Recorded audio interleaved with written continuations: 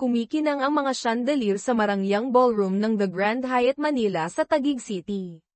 Biglang tumahimik ang maingay na pagtitipon nang pumasok ang isang lalaki. Lahat ng mata ay napako sa kanya, lalo na ang tatlong mayayamang ginang na nag-uusap sa isang sulok. Siya si Ricky De Leon. Ang bata at makapangyarihang vice-presidente ng De Leon Corporation ay tila napansin ang atensyon, ngumiti ng may kayabangan, at lumakad patungo sa kanila, ngunit huminto sa harap ng isang malaking salamin. Pinagmasdan niya ang kanyang napakagwapong mukha. Si Ricky ay isang tunay na narcissist. Bata, magaling, may hawak na bilyon-bilyong pisong yaman, katawang pang modelo na may perpektong hubog, lahat ng makakita sa kanya ay humahanga. Dahil sa sobrang papuri, lalong lumaki ang ulo ni Ricky.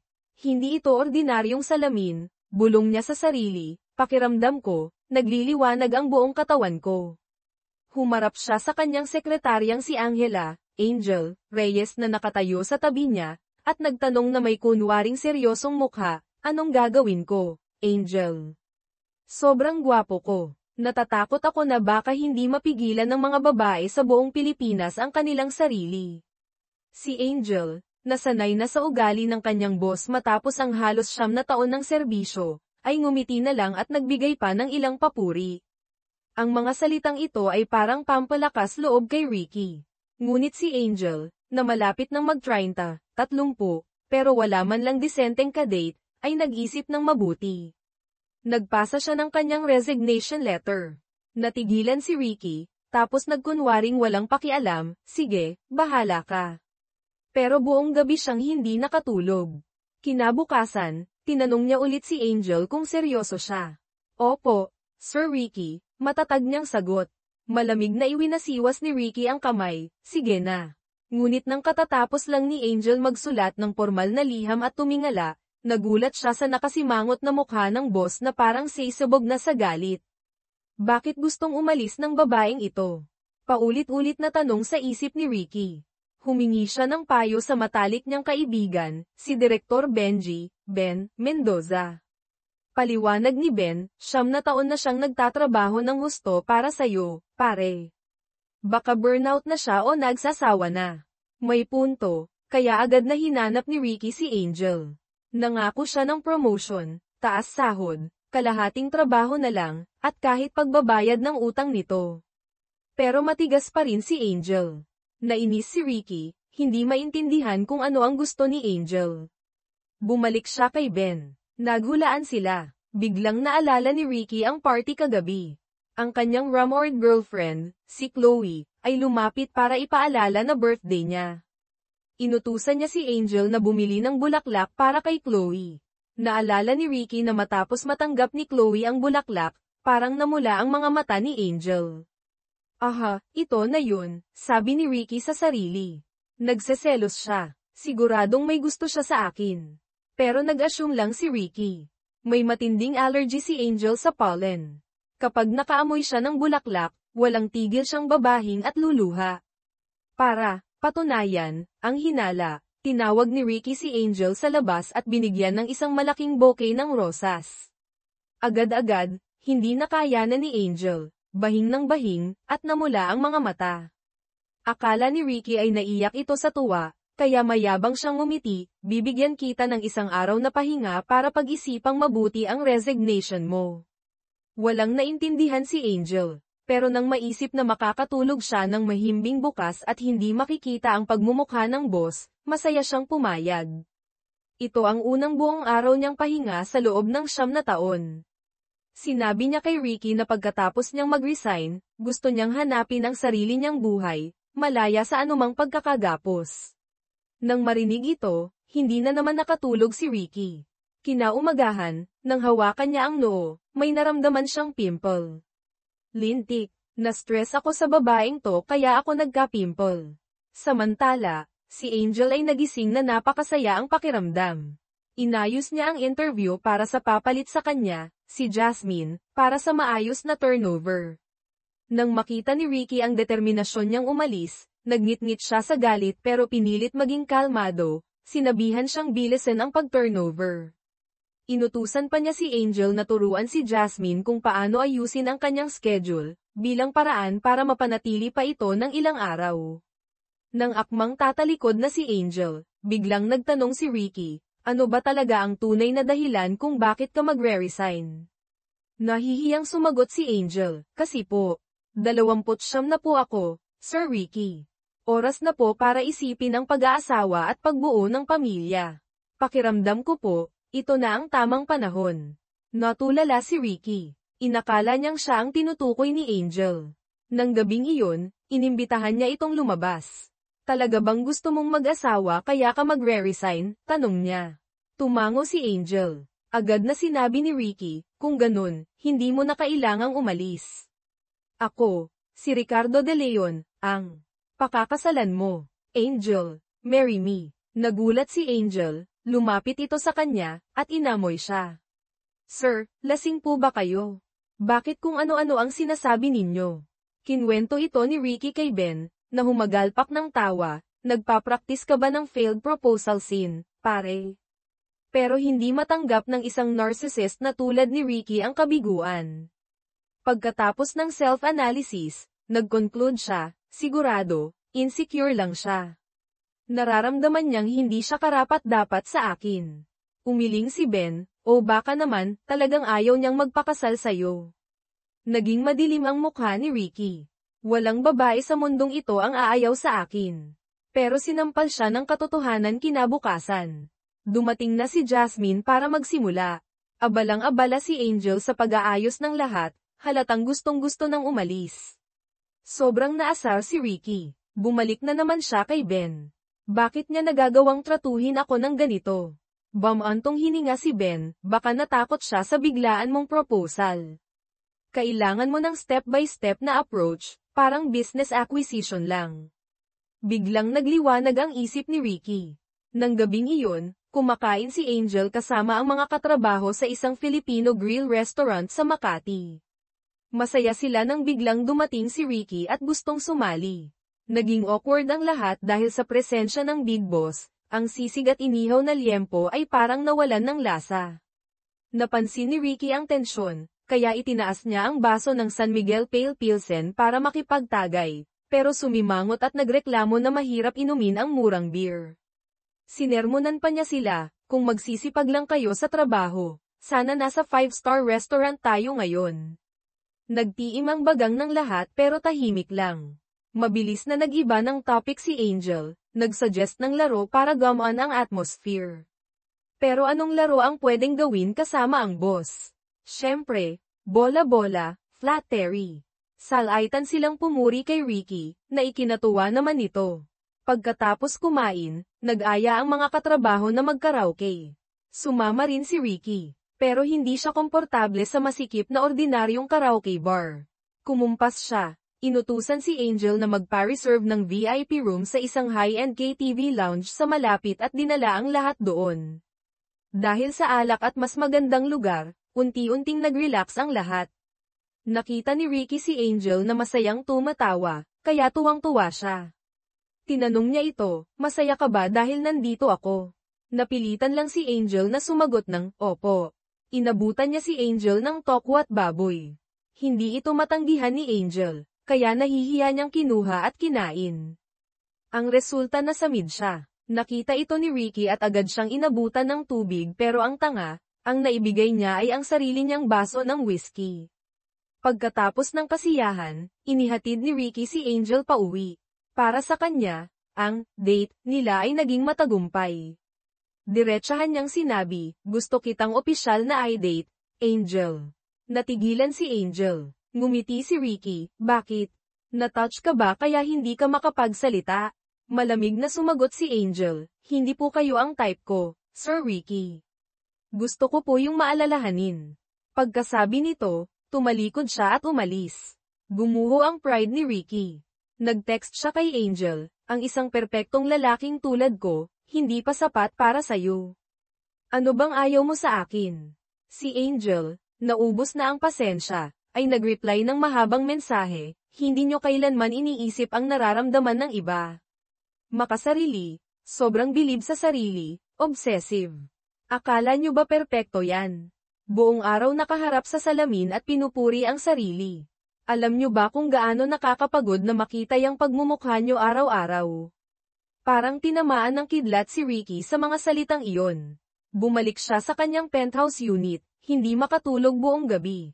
Kinabukasan, biglang nag-iba ng 180 degrees si Ricky, De Leon. Payag na ako sa resignation mo, Angel, sabi niya na may peking lamig sa boses. Ngayong buwan, ay turnover mo na ang trabaho kay Jasmine at pwede ka nang umalis.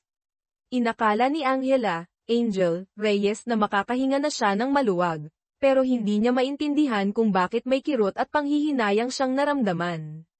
Pagkatapos noon, nagsimulang maging sobrang maalaga si Ricky sa bagong sekretarya, si Jasmine. Lahat ng malalaki at maliliit na bagay ay kay Jasmine niya ipinapagawa, mula sa pag-schedule ng meeting hanggang sa paghahanda ng mga dokumento. Pakiramdam ni Angel ay echapwera siya, at sobrang awkward ang pakiramdam niya. Pero, ang isang mayabang at dominante na tulad ni Ricky, basta na lang ba sesuko? Ito ay isa lamang sa kanyang taktika ang pa-hard to get o reverse psychology. Nang gabing iyon, habang kumakain si Angel kasama ang mga kaibigan sa isang restaurant sa Bonifacio High Street, biglang lumapit ang waiter dala ang isang customer satisfaction survey. Pero ang mga tanong ay walang kinalaman sa pagkain o serbisyo. Sa halip ay, kung makikilala mo ang taong gusto mo, saan mo gustong makipag-date sa kanya? Anong klaseng romantic date ang gusto mo, aling? Lugar sa Metro Manila ang pinaka-ideal para sa isang di malilimutang gabi. Pamilyar kay Angel ang tono ng mga tanong, parang may kayabangan ng isang tao, pero hindi na niya ito pinag-isipan pa. Kinagabihan ding iyon, natanggap ni Ricky ang survey results, syempre, set up niya lahat. Mula ngayon, opisyal nang magsisimula ang operation, ligaw. Tumawag siya kay Benji, pinakiusapan itong tawagan si Angel gamit ang dahilan na may kinalaman sa trabaho para makipagkita sa labas. Pagdating ni Angel sa Ayala Triangle Gardens, biglang sumindi ang lahat ng ilaw sa parke, napakagandang tingnan.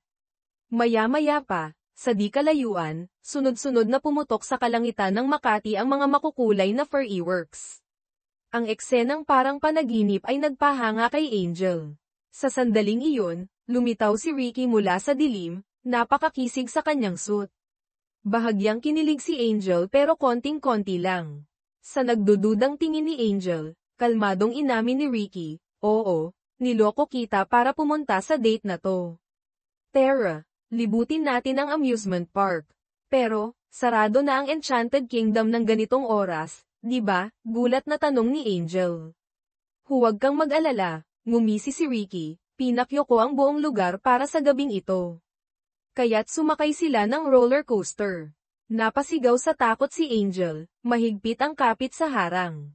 Si Ricky, kahit gustong lumundag palabas ang puso sa kaba, pilit na pinanatiling kalmado ang mukha, minsan pa'y inaasar si Angel. Sumunod ang anchor's away, pirate ship.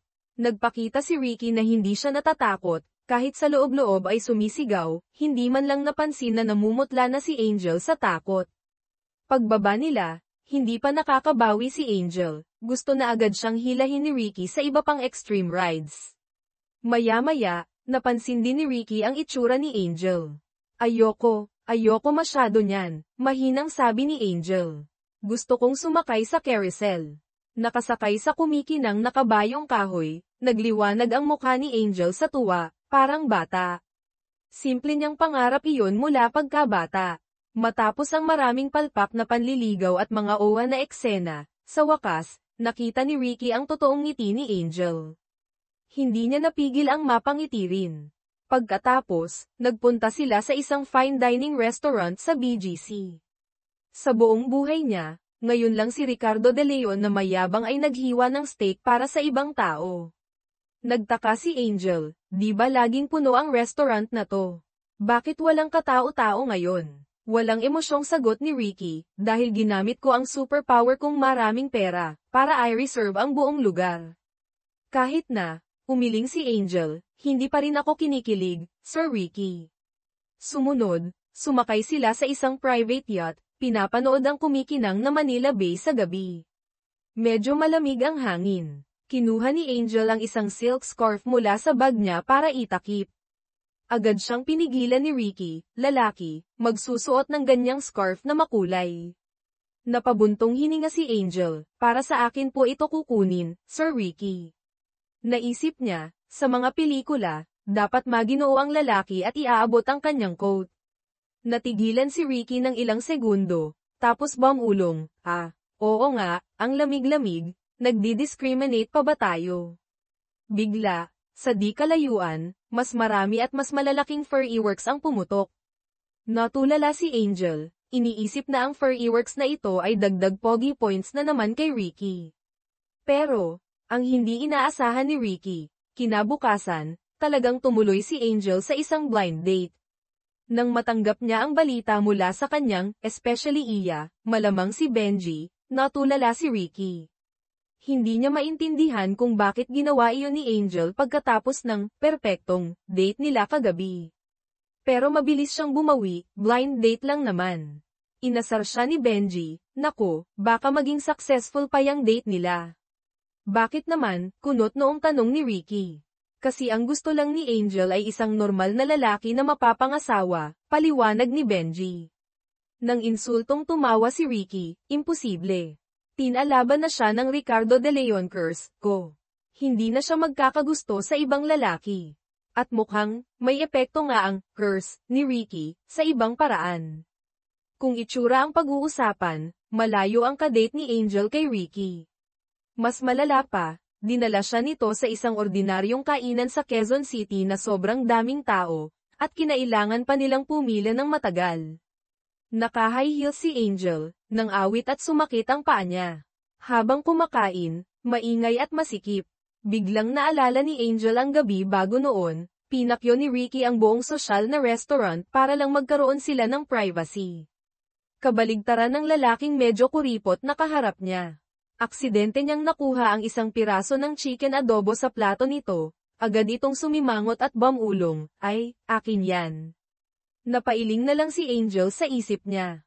Samantala, tuwang-tuwa namang ipinapaliwanag ni Ricky ang kanyang estratehiya kay Benji, dinala ko siya sa pinakasosyal na amusement park, 5-star restaurant, private yacht, lahat pinaka-high class na serbisyo. Ngayon, paanong kikiligin yan sa isang ordinaryong kadate na sa Carinderia lang siya dinala? Yan ang sumpa ko sa kanya. Pagkatapos kumain, nagkape sina Angel at ang kadate niya.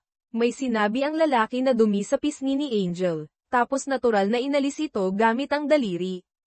Ang medyo intimate na eksenang ito ay nakita ng isang katrabaho, kinuna ng litrato, at pinost sa company group chat na may mapanuksong caption.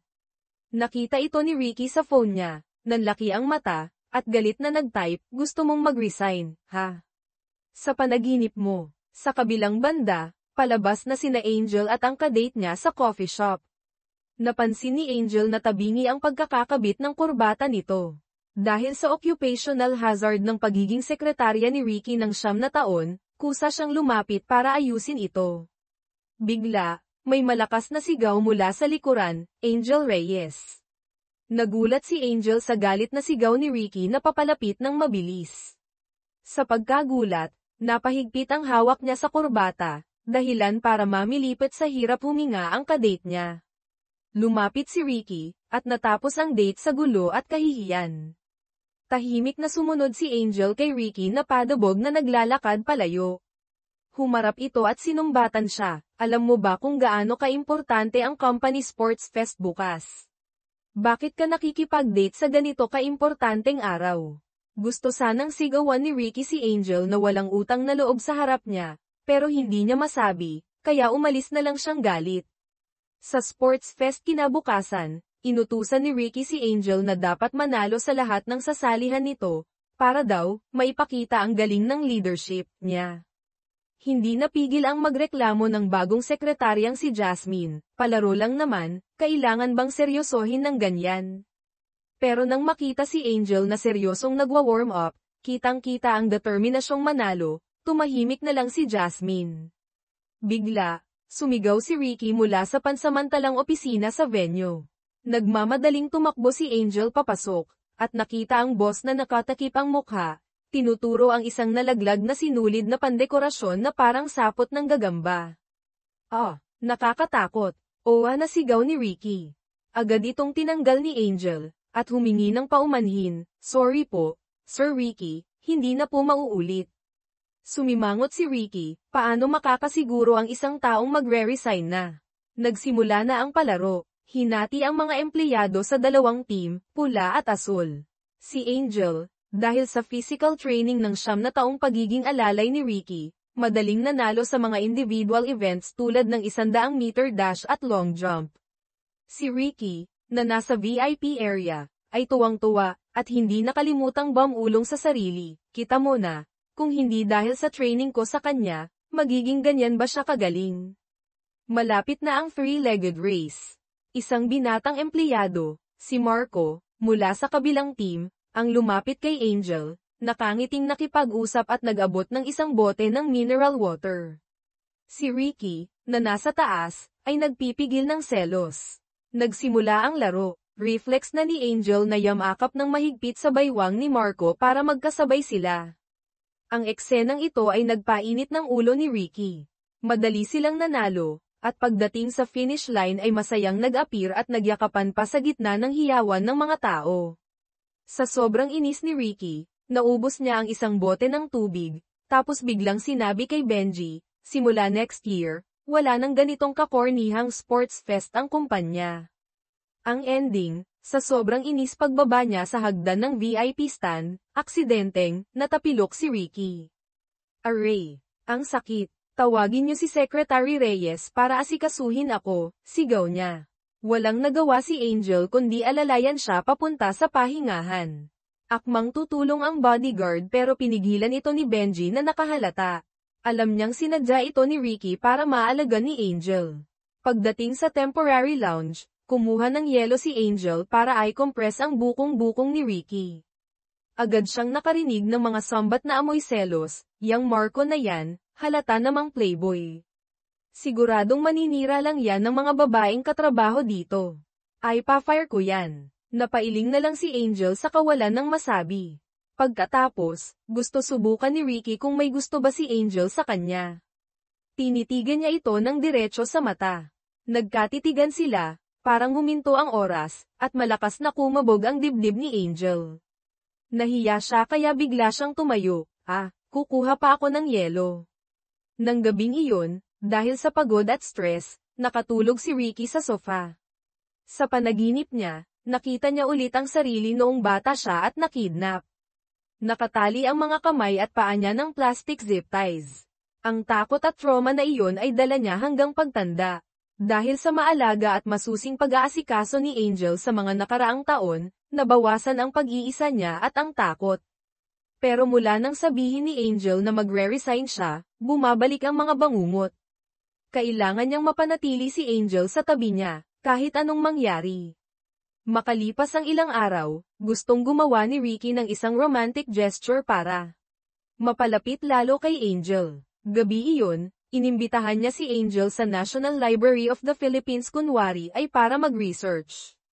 Habang naghahanap ng libro, biglang namatay ang lahat ng ilaw sa section nila. Ito na ang pagkakataon, naisip ni Ricky, akmang lalapit kay Angel. Aaaaaah. Isang malakas na sigaw ang narinig niya sa tabi niya. Nagulat si Ricky. Si Angel pala ang sumigaw, at sinadya pa siyang sikuhin ng bahagya. Sir Ricky, ginulat niyo ako, sabi niya, na may halong takot at tuwa. Sa totoo lang, sinadya ito ni Angel. Akala mo matatakot mo ko. Tingnan natin kung sino ang mga asar ngayon, bulong niya sa isip. Pero sa labas, nagpaka-sweet siya, sir, yung itsura niyo pong natakot kanina, ang cute. Agad bumalik ang yabang ni Ricky, HMP. Hindi yun cute, charm ko yun, okay. Pagkatapos, lumabas na sila. Sa isang pasilyo, nagtalo na naman sila. Sabi ni Angel, nasa kanan ang exit. Nagmarunong na naman si Ricky, mukhang hindi mo kabisado ang building na ito. Nasa unahan ang exit, walang nagawa si Angel kundi sumunod. Pero agad nilang nakita ang katotohanan, isang pader ang nasa harap nila. Hindi natiis ni Angel na mangasar, kahit gaano pa kayo kagaling sa overall architecture. Sir, ako po ang madalas dito. Sa susunod, maniwala na kayo sa akin. Napilitang sumunod si Ricky kay Angel.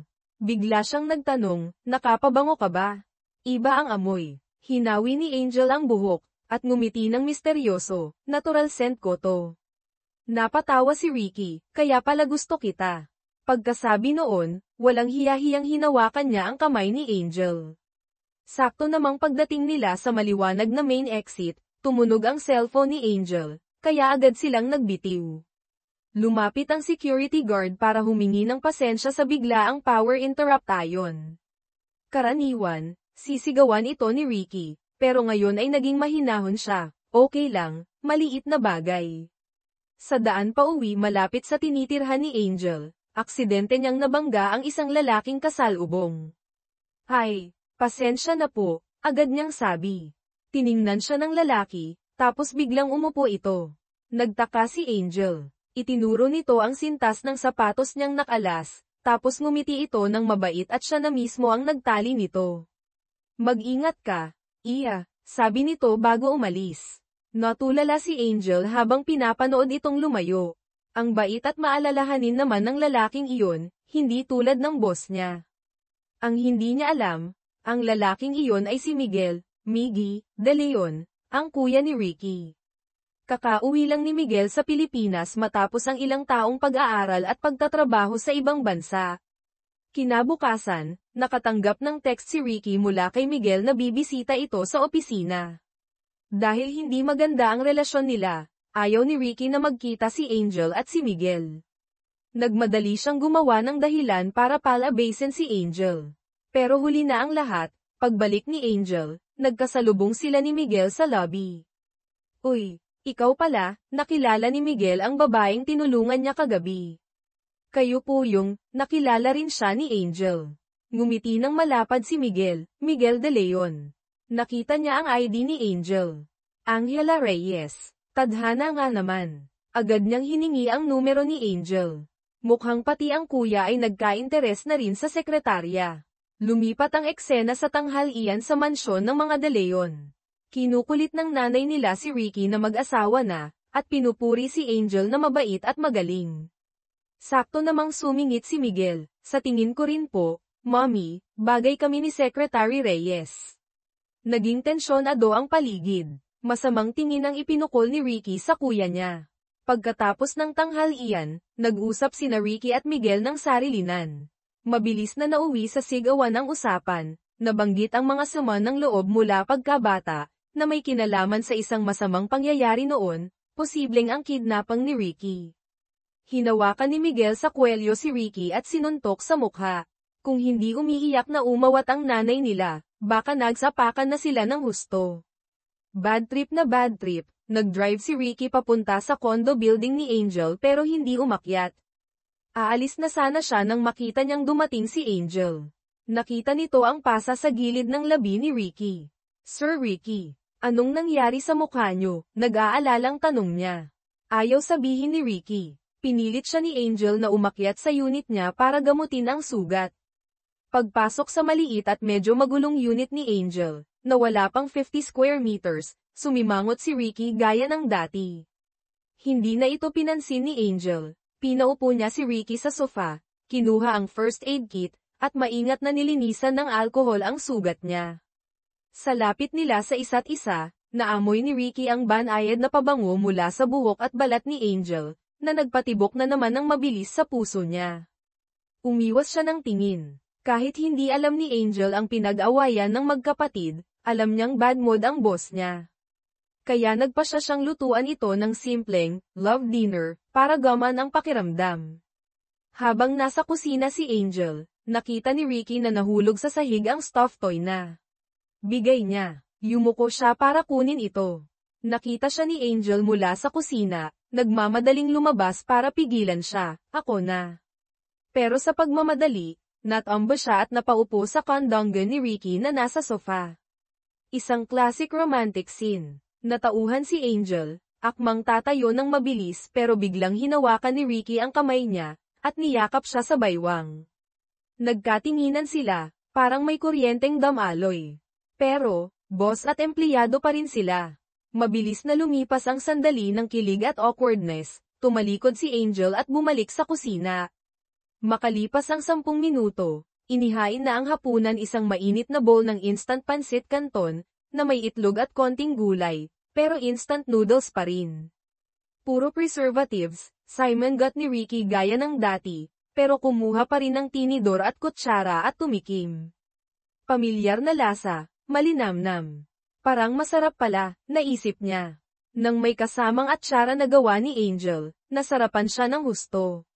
Sa isang iglap, kinalimutan ni Ricky ang imahe ng sosyal na bise-presidente, kumain siya ng kumain na parang gutom na gutom. Pagkatapos kumain, oras nang umalis si Ricky. Pautal-yutal siyang nagpasalamat isang bagay na bihira niyang gawin. Mukhang ang mayabang na bise-presidente ay may tinatagong lambot din pala. Pag-alis ni Ricky, napaupo si Angel sa kama, inaalala ang mga nangyari, lalo na ang pagkakaupo niya sa kandang ganito. Mukhang, nahulog na nga yata talaga siya. Kinabukasan, sinundo ni Ricky si Angel papasok sa trabaho first time ever. Bumaba pa siya para pagbuksan ito ng pinto. Sabay puri, ang ganda mo ngayon, Angel. Sa loob ng kotse, inabutan niya ito ng isang sosyal na breakfast box na gawa ng private chef nila, pinagsabihang kumain araw-araw. Sa biglaang pagiging maalaga ni Ricky, nanigas lang si Angel sa pagtanggap. Pero simula pa lang iyon. Pagdating sa opisina, magalang siyang pinapasok ni Ricky sa elevator. Kahit sa loob, tumabi pa ito ng malapit, para daw makita ni Angel ang gwapo niyang mukha. Nang aksidenteng masugatan ng papel si Angel sa daliri, maliit lang, owa na naman ang reaksyon ni Ricky, gustong inspeksyonin ng maigi, kulang na lang dalhin siya sa emergency room ng Street Lux Medical Center. Nakita ni Benji na, hinog, na ang sitwasyon, kaya binuyo niya si Ricky na mag-propose na. Dito na naman nahirapan ang bise-presidente. Kailangan niyang gumawa ng isang extra special na proposal, na bagay sa isang Ricardo de Leon. Nakaka-stress. Lihim niyang tinawag ang bagong sekretaryang si Jasmine, para humingi ng ideas sa pinaka-romantic at unique na paraan ng pag-propose. Habang nag-uusap sila, biglang dumating si Angel sa pinto. Nagulat si Ricky, at biglang nag-iba ng topic. Ano nga ulit ang schedule ko bukas, Jasmine? Sa wakas, pagkatapos ng maraming pag-iisip, nagpa-reserve si Ricky sa isang napaka-romantic na restaurant na may city view para mag-propose. Masaya niyang tinawagan si Angel para sabihing maghanda para sa isang special evening. Hindi niya inaasahan, biglang dumating si Miguel sa opisina at ginulo ang lahat. Nagpakilala itong siya pala si Morpheus, ang author ng paboritong nobela ni Angel, at nangakong pupunta sa inauguration ng bagong library ng kumpanya para magkaroon ng special meet and greet at book signing para sa kanya at sa ibang empleyado. Si Angel, na hindi pa alam ang komplikadong relasyon ni Miguel at Ricky, ay tuwang-tuwa dahil makikita niya ang idol niyang author. Bago pa niya maintindihan ang nangyayari, hinayla siya ni Ricky sa isang tabi at sinigawan dahil, nakikipagnitian ka sa kaaway ko. Nasaktan at naguluhan si Angel. Tumalikod siyang umiiyak. Kinabukasan, nakita ni Ricky na malamig pa rin ang pakikitungo ni Angel. Siya na ang unang lumapit. Para suyuin ito, sinabi niyang pumayag na siya sa request nitong book signing ni Morpheus. Pero galit pa rin si Angel. Pakiramdam niya, sobrang dominante at hindi makatwiran si Ricky. Kahit anong gawin nito, ayaw niya itong patawarin. Hanggang sa may isang tsismosang katrabaho ang nagkwento tungkol sa sibling rivalry, at hindi pagkakasundo ni na Vice-Presidente Ricky at ng kuya niyang si Miguel de Leon. Doon lang naintindihan ni Angel ang lahat. Naalala niya ang sinabi ni Ricky noon na hindi sila okay ng kapatid niya. Nagsimula siyang makonsensya dahil naging insensitive siya at nakadagdag pa sa gulo. Pero bago pa siya makahingi ng tawad, si Ricky na mataas ang pride ay hindi na nakatiis. Nilunok niya ang pride niya at hinanap si Angel. Buong puso siyang humingi ng tawad sa nagawa niyang pagsigaw at masasakit na salita kahapon. Nang maayos ang hindi pagkakaunawaan, tila lalong lumalim ang relasyon nila. Naging mas sweet ang atmosphere sa pagitan nila. Nang gabing iyon, pagkatapos ng isang company event, inihatid ni Ricky si Angel. Tahimik ang paligid, romantic ang mga ilaw sa kalsada. Tinitigan niya si Angel ng malalim, dahan-daang lumapit, handa na para sa pinakaasam niyang first kiss. Pero sa mismong sandaling maglalapat na ang kanilang mga labi, biglang bumalik sa isip niya ang nakakatakot na imahe noong nakidnap siya, ang pakiramdam na nakatali at walang magawa. Sa sumunod na segundo, imbes na isang matamis na halik, gumawa siya ng isang bagay na nakakahiya at hindi maintindihan. Halimbawa, itinulak niya si Angel palayo ng malakas, o sumigaw siya ng kakaiba. Natigilan si Angel Reyes nang itulak siya palayo. Ang romantikong atmosphere na kasisimula pa lang ay biglang naglaho. Ang itsura niya ay parang sumisigaw ng, "Pinaglalaroan mo ba ako?" Hindi na niya napigilan ang sarili, sumabog siya sa galit, sinumbatan ang hindi maintindihan at pabago-bagong ugali ni Ricky De Leon. Sa huli, padabog siyang humingi ng isang araw na leave para pakalmayan ang sarili. Aawat sana si Ricky, pero nang makita ang nag-aapoy na tingin ni Angel, natahimik siya at tumango na lang. Kinagabihan, hawak ni Ricky ang cellphone, gustong mag-text para ipaliwanag ang kakaibang kilos niya, dahil sa trauma, pero nag-aalangan siya, type delete. Sa huli, isang maikling mensahe lang ang naipadala niya, "Sorry nga pala kanina." Nakita ni Angel ang text pero binaliwala niya ito, hindi nag-reply.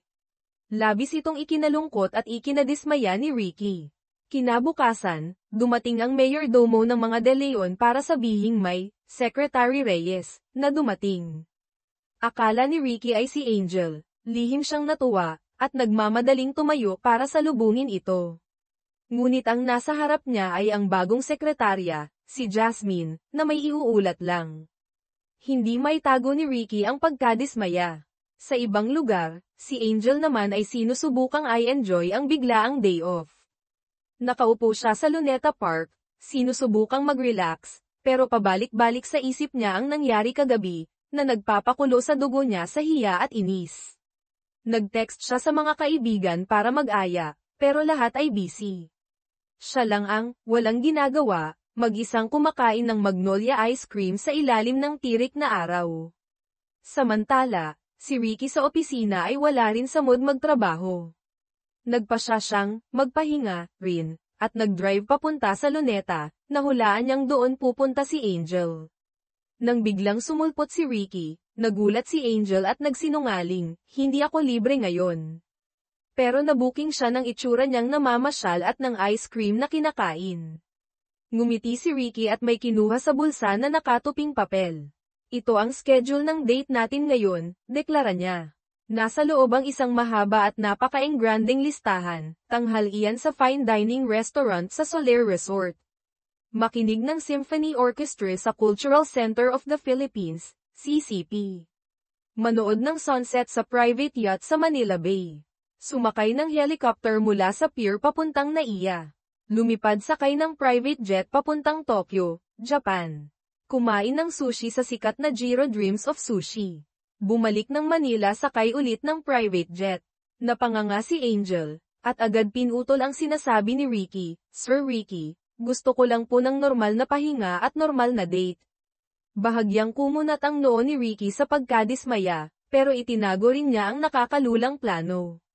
"Sige, anong gusto mong gawin?" Pagkatapos, dinala siya ni Angel sa sakayan ng bus. "Magbubus tayo," sabi niya.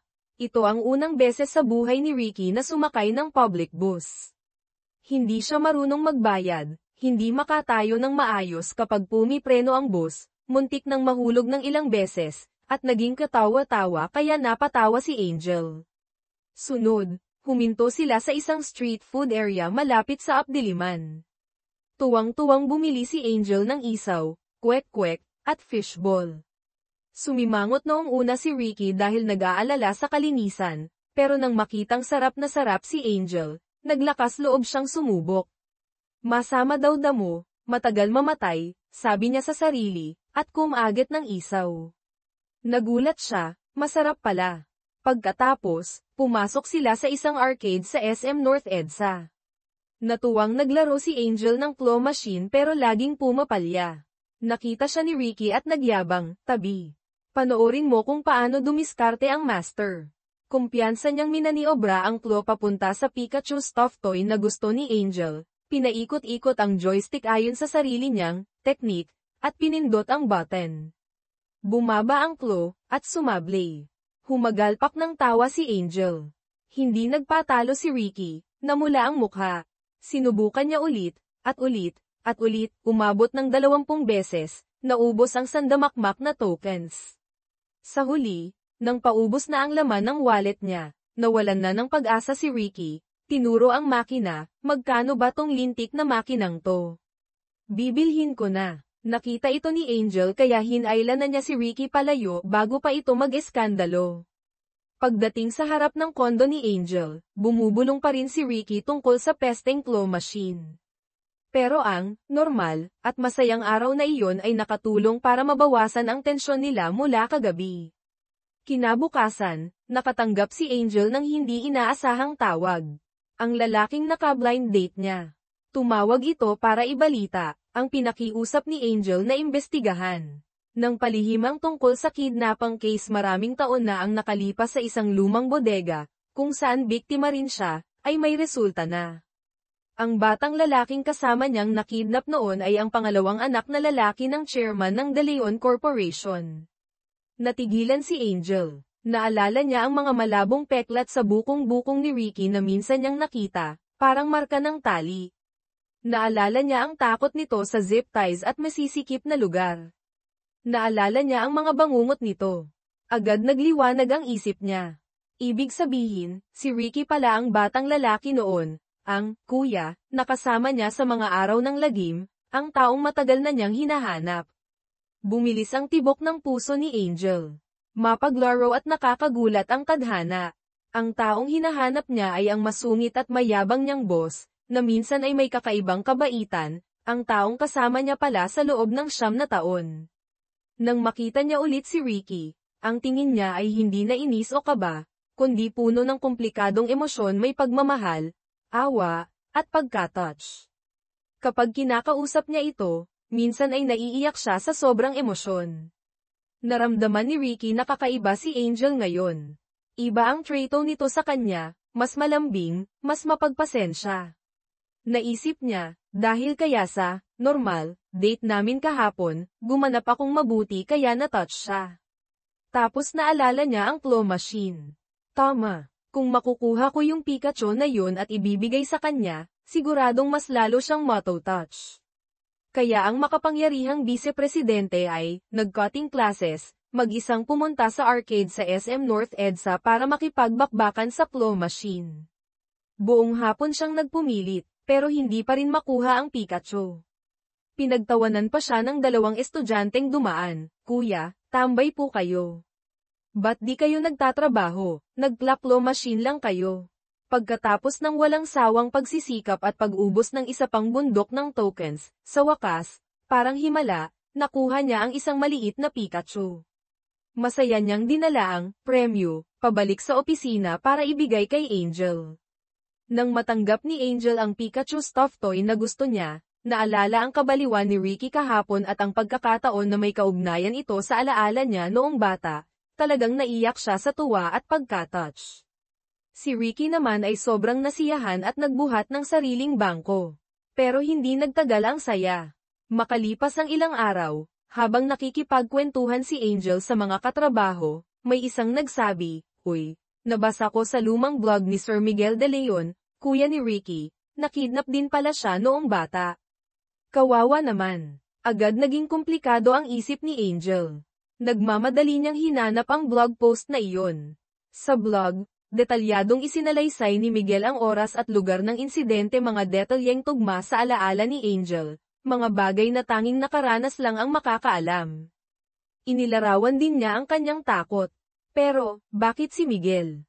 Nagkamali ba siya ng akala? Ang matinding damdamin at kasiguraduhan niya para kay Ricky ay biglang gumuho. Kaya, nagpasya siyang kumprontahin si Ricky para linawin ang lahat. Tinanong niya ito ng diretso tungkol sa blog ni Miguel. Pagkarinig nito, agad nawala ang mayabang ng ngiti sa mukha ni Ricky. Tumahimik siya sandali bago umamin, oo, ang kuya ko, nakidnap din siya sa insidenteng yun. Nang malaman niyang ang espesyal na traito at mga tingin ni Angel sa nakalipas na araw ay dahil akala nito siya ang batang lalaki base sa blog ni Miguel, biglang nakaramdam ng matinding pagkadismaya at sakit si Ricky. Sakto namang, nagkataong, dumating sa opisina si Miguel. Nakausap siya ni Angel at sinubukang magtanong pa. Napansin niyang magkaiba ang ugali ni Miguel at Ricky. Si Miguel ay laging mukhang mabait, magalang, at maalalahanin. Pero kapag si Ricky ang pinag-uusapan, palagi niyang sinisiraan ito ng patago. Sa alaala, o kwento, ni Miguel, si Ricky ay isang sutil at makasariling bata. Ikinwento ni Miguel na palagi siyang ikinukumpara kay Ricky na mas matalino raw. Insinuate pa ni Miguel na dahil sa pag-aya ni Ricky na pumunta sila sa relocation site na iyon kaya siya nadamay sa kidnapping.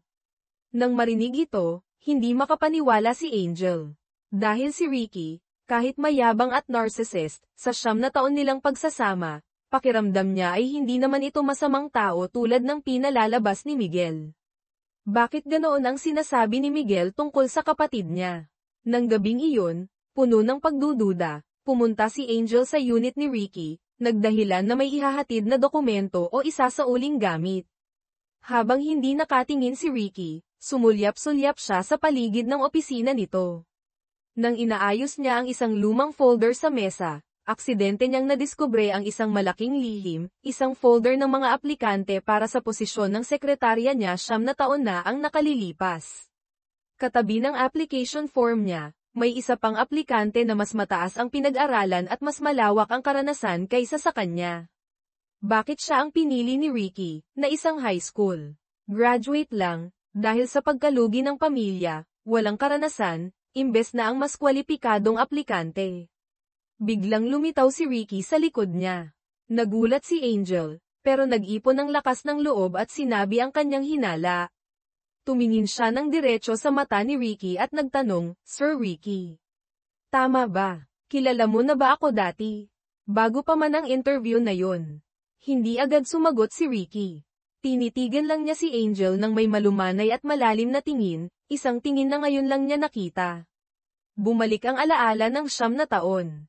Flashback, pagkatapos makatakas sa mga kidnapper, ang dalawang bata, si Ricky at si Angel, ay nanghina ngunit nagpangako na magkikita ulit sila. Makalipas ang maraming taon, ang batang lalaki ay naging bata at matagumpay na vice-presidente ng De Leon Corporation. Isang araw, habang tinitingnan ang mga aplikante para sa kanyang personal na sekretarya, natigilan siya nang makita ang pangalang Angela Reyes at ang pamilyar na litrato. Ang batang babae noon ay nag-apply sa kumpanya niya. Sa interview, pinilit niyang maging malamig at propesyonal. Umupo siya sa harap niya. Ricky, anong pangalan mo? Angel, medyo nanginginig, Angela Reyes po. Angel na lang po. Ricky, tinitigan siya sa mata, kilala mo ba ako? Angel, mabilis na tumango, opo. Kayo po ang anak ni Chairman De Leon, si Sir Ricardo. Bahagyang nadismaya si Ricky nang makitang hindi siya nito nakilala, ang batang lalaki noon.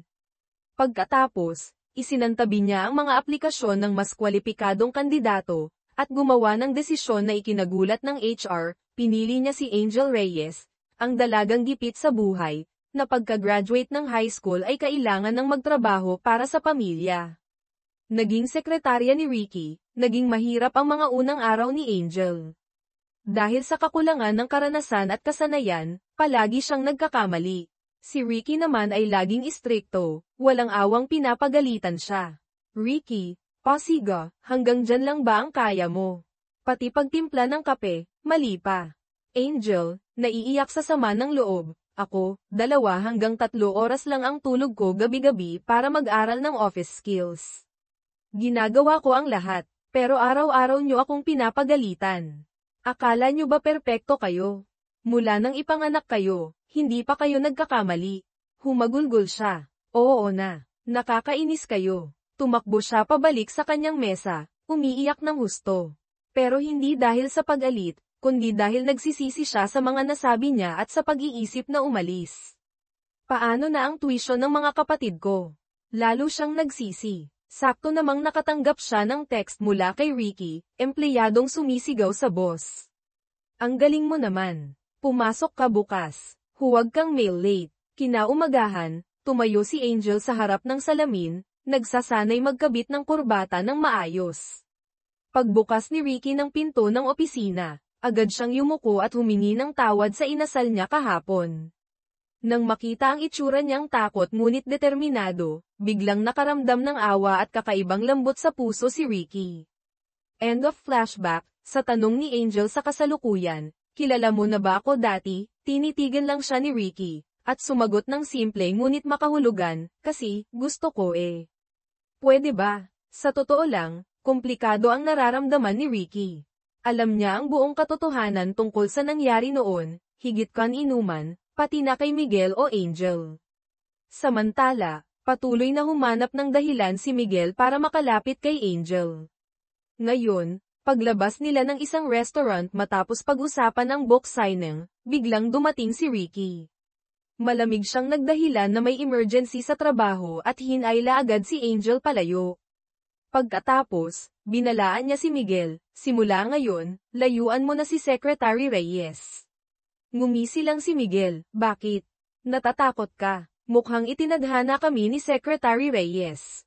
Sa loob ng kotse, inis na tinanong ni Ricky si Angel, ano ba tong ginagawa niyo? Ipinaliwanag ni Angel na gusto lang niyang tulungan si Miguel na maalala ang ilang bagay noong bata pa ito na tila nakalimutan o na-trauma kaya nawala sa isip. Mukhang nahihirapan po siya. Bamantong hininga si Ricky, huwag na kayong magkita ulit. Pero, aangal sana si Angel. Napailing na lang si Ricky sa inis. Makalipas ang ilang araw, itinuloy pa rin ni Angel ang plano at dinala si Miguel sa lumang bodega, kung saan sila nakidnap, umaasang may maalala ito.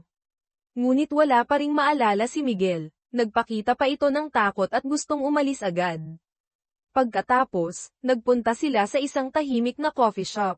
Ibinigay ni Angel kay Miguel ang lumang diary na bigay ng nanay nito, na si Miguel mismo ang nagsulat noong bata, umaasang makatulong ito. Sakto namang nakatanggap siya ng tawag mula kay Ricky, nagmamadaling sinabi na may emergency sa opisina at kailangan niyang bumalik agad. Pagdating ni Ricky para sunduin si Angel, na halatang para mag-check lang, nakita niyang magkasama sina Angel at Miguel, agad siyang nagselos. Nagsimula na namang magtalo ang magkapatid.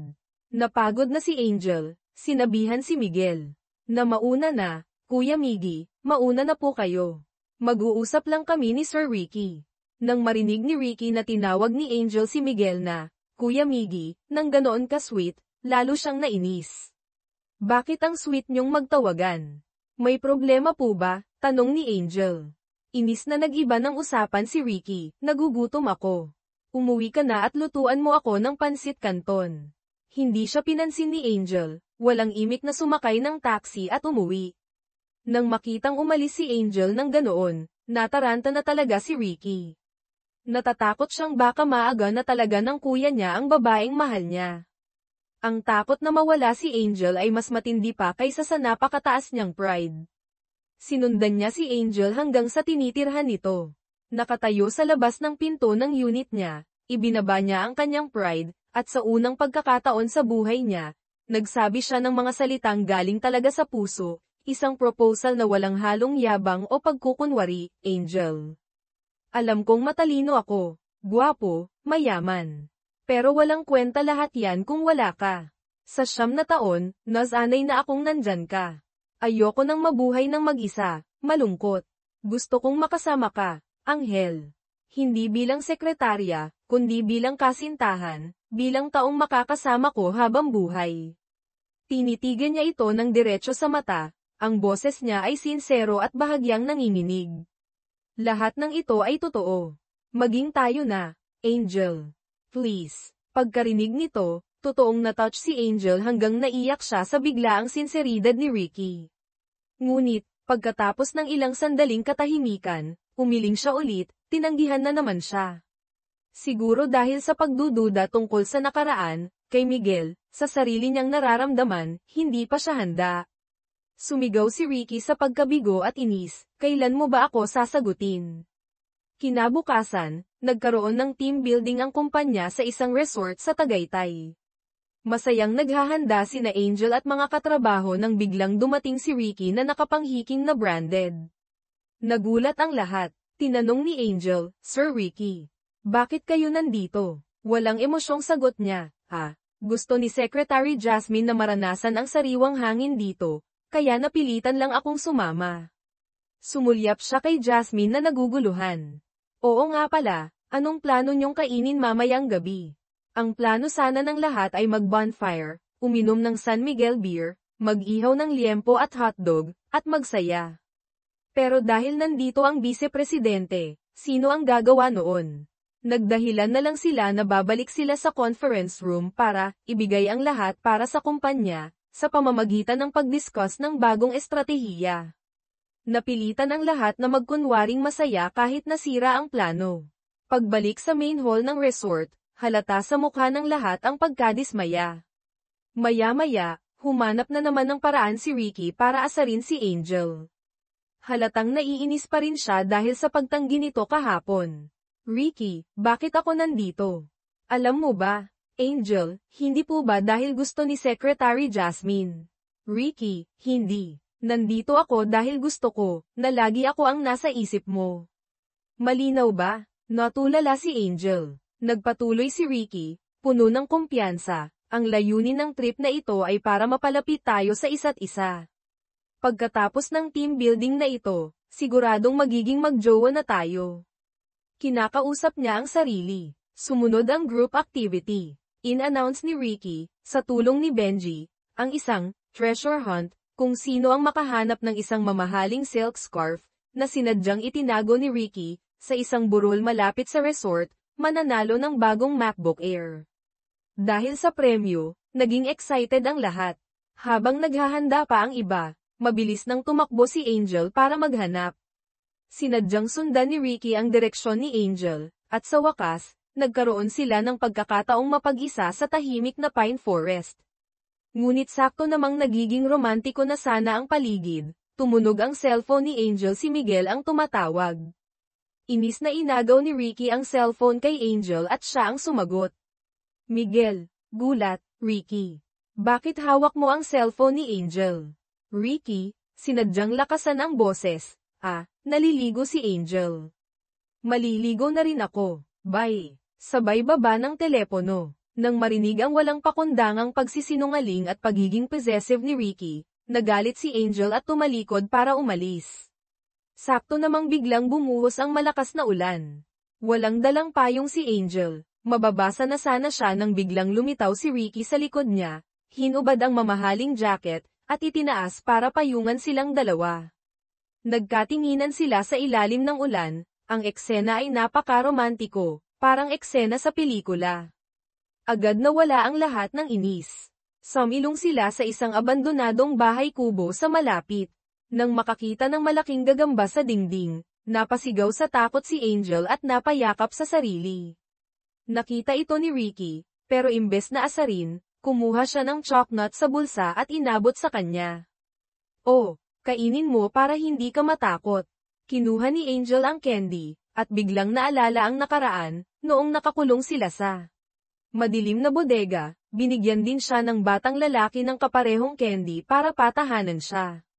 Posible kayang, nagkataon lang ba ang lahat?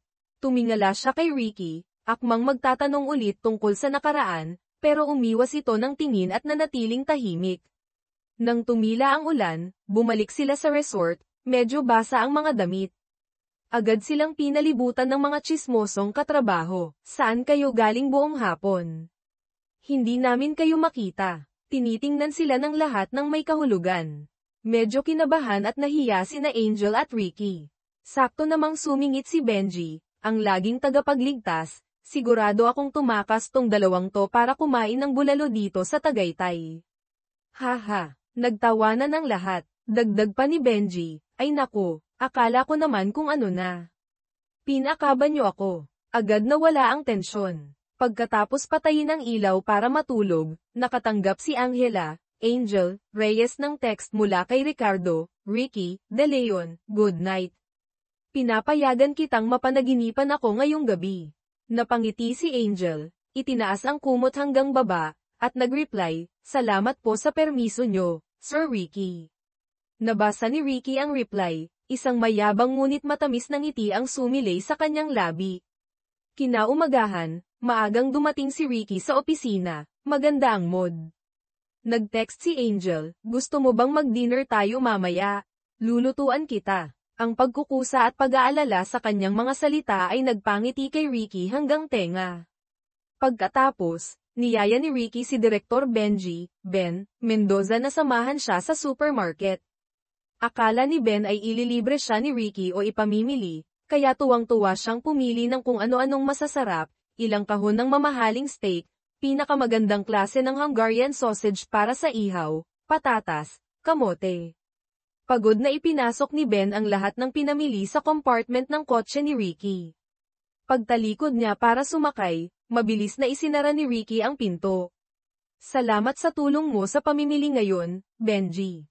Kita na lang tayo sa opisina bukas, sabi ni Ricky habang pasara ang bintana ng kotse, at umalis na. Iniwan si Benji na tulala sa parking lot na walang laman ang cart. Sa kabilang banda, iniisip ni Angel ang date nila mamaya. Ordinaryong dinner lang naman, hindi naman espesyal na araw. Sabi niya sa sarili, okay na ang simpleng ayos. Pero nagumpisa pa rin siyang mag-curl ng bahagya ng buhok, maglagay ng konting foundation, light lipstick, maingat na nagmascara, at isinuot ang maliit na kwintas na bigay ni Ricky. Sa huli, isinuot niya ang bagong bili niyang floral dress mula sa Green Hills Shopping Center na hindi pa naisusuot. Tiningnan niya ang sarili sa salamin, napakaganda niya talaga. Nang gabing iyon, dumating si Angel sa marangyang penthouse ni Ricky. Nagkukumahog itong nag-iihaw ng barbecue sa balcony, halatang hindi sanay. Nang makita si Angel na dumating, napakaganda at nakakaakit, agad na natulala si Ricky. Gusto niyang ipakita ang galing niya sa kusina. Ang resulta, nasunog niya ang buong tuhog ng barbecue. Napatawa si Angel. At agad siyang inalo, okay lang yan Sir Ricky, kumuha na lang ng bago at ihawin ulit. Nagkamot ng ulo si Ricky, kaso, ubos na yung karne. Tumingin si Angel sa baba, at nakita ang isang malaking kahon ng karne na sunog na rin dahil sa eksperimento niya kanina. Napabuntong hininga siya, hindi ka talaga maaasahan sa kusina. Tumawa si Ricky, may mga bagay pala talaga akong hindi alam. Mukha ba akong espesyal ngayon? Sinaman siya ng tingin ni Angel, espesyal mo mukha mo. Kaya, ang ending, nagpa-deliver na lang sila ng pagkain, isang malaking box ng pizza at ilang side dishes. Umupo sila sa sahig ng sala, nanunood ng pelikula habang kumakain. Biglang lumingon si Ricky at pinunasan ng daliri ang sarsa na dumaikit sa gilid ng labi ni Angel. Ang biglaang lamang ay nagpabilis ng tibok ng puso ni Angel. Naramdaman din ni Ricky ang pagbabago ng atmosphere, dahan-dahan siyang lumapit, tumitig ng malalim sa mga mata ni Angel. Unti-unti ring pumikit si Angel, naghihintay sa halik. Ngunit bigla, bumalik na naman sa isip ni Ricky ang imahe ng pagkakatali sa madilim na bodega. Natigilan siya, bahagyang nanigas. Katulad ng nangyari sa library, nasira na naman ang magandang sandali dahil sa kanyang trauma. Sakto sa napaka-awkward na sandaling iyon, bumukas ang pinto ng unit at pumasok si Benji na galit, nakalimutan ni Ricky i-lock ang pinto at may spare key si Benji. Ricky, alam mo ba, natigil si Benji nang makita ang eksena. Mabilis na tumayo si Ricky na parang natapakan. Nahihiya ring tumayo si Angel, namumula ang mukha, nagpaalam agad at halos tumakbo palabas. Doon lang napagtanto ni Benji na nakasira siya ng diskarte ng kaibigan.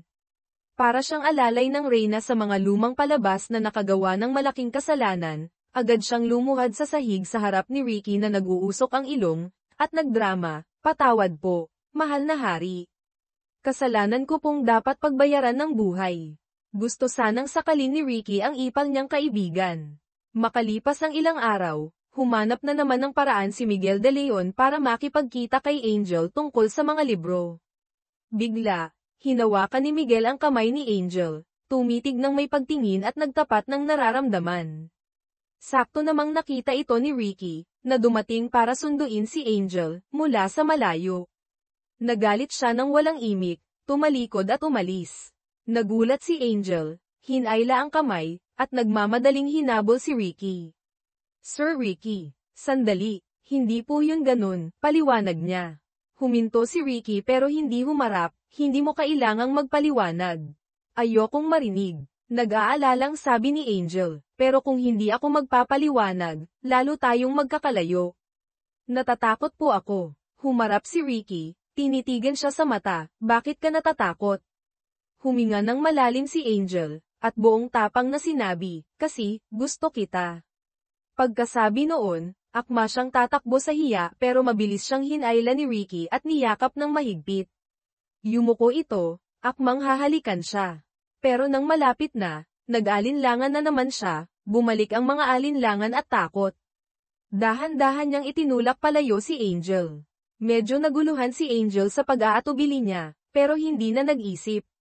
Sabi niya sa sarili, ngayon, kailangan ko nang makuha ang first kiss ko. Kusa siyang tumingkayad, ipinulupot ang mga braso sa leeg ni Ricky at hinalikan ito sa labi. Pagkatapos ng medyo awkward pero matamis na unang halik, sa wakas, opisyal na silang magkasintahan. Pareho silang puno ng kaligayahan. Habang naghihintay ng go signal sa traffic light pauwi, hinawakan ni Ricky ng mahigpit ang kamay ni Angel at sumigaw ng malakas, sa wakas, akin ka na. Si Angela Reyes ay akin na. Ha ha ha.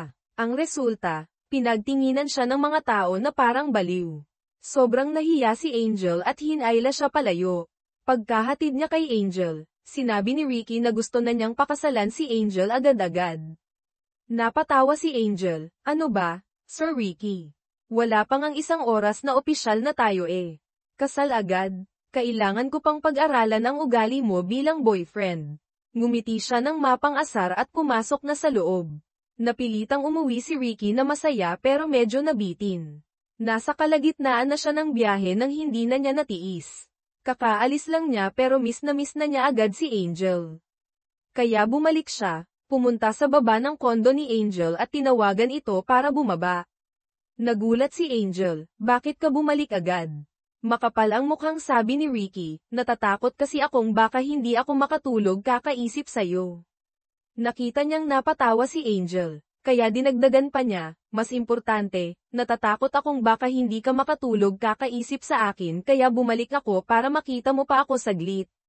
Napatawa si Angel sa kayabangan pero nakakatuwang banat niya. Nagkwentuhan pa sila sandali sa lobby. Pagkatapos ng mahigpit na yakap ni Ricky, saka lang sila naghiwalay ng may panghihinayang. Umakyat si Angel sa unit niya, tumayo sa bintana, at masayang pinanood ang papalayo na kotse ni Ricky. Si Ricky naman, pagka-uwi niya, napansin niyang hindi maalis ang ngiti sa mukha niya. Kahit pilitin niyang ibaba ang gilid ng labi niya, kusa itong bumabalik sa pagkakangiti. Kaya, nagsimula na ang mga araw ng patagang relasyon nila sa opisina, sinusubukang itago ito sa mga katrabaho. Kapag nag-uusap sila ng sila lang, palagi silang nalilito kung anong katawagan ang gagamitin, boss sekretarya o magkasintahan. Ricky, boses boss, Angel, pwede ba tayong mag-lunch na magkasama mamaya? Angel, boses sekretarya, opo, wala po kayong schedule ng tanghali, Sir Ricky. Pwede po, Ricky, bumubulong na parang magjowa, ito ang unang lunch natin bilang magjowa. Gusto kong maging espesyal. Pumunta tayo sa lugar na hindi pa natin napupuntahan. Angel, balik sa boses sekretarya. Opo, maglilista po ako agad ng mga bagong lugar, sir. Ricky, boses magjowa. Dapat siguro may maliit na cake para i-celebrate ang espesyal na araw na ito. Angel, boses sekretarya. Sige po, magpapareserve po ako ng cake sa paboritong restaurant ni sir. Pagkasabi nito, pareho silang natauhan. Mali, hindi ganito mag-usap ang magkasintahan. Pagdating sa restaurant, ganoon pa rin ang split personality nilang pag-uusap, kaya medyo awkward. Sakto namang nakasalubong nila si Chef Antonio, isang sikat na chef at kaibigan ni Ricky. Walang kamalay-malay si Chef Antonio, masayang nagtanong kung okay ba ang pagkain, Tapos biniro si Ricky, ang bait naman ng girlfriend mo, Ricky. Sunod sa rin sa'yo. Kung hindi ko alam, iisipin kong sekretarya mo siya. Hindi na kaimik sina Ricky at Angel, napilitan lang tumawa. Pagbalik sa opisina, nagpa siya si Ricky na kailangan niyang magbago, hindi pwedeng umasa na lang lagi kay Angel. Kailangang ipakita na kaya niyang tumayo sa sarili niyang paa bilang boyfriend. Gusto niyang magpa-print, siya mismo ang pumunta sa printer. Gusto niyang uminom ng tsaa, siya mismo ang nagtimpla. Gusto niyang kumain ng merienda, siya mismo ang kumuha sa pantry. Ang mga hindi pangkaraniwang pagsasarili na ito ng vice-presidente ay nagdulot ng kaba sa buong opisina, nagbubulungan sila, galit kaya si Sir. Kaya ba siya na mismo ang gumagawa? Malapit na ba tayong matanggal lahat? Pumasok si Angel sa opisina. Ipinagmalaki ni Ricky, Angel, first time kong magtimpla ng sarili kong tsaa.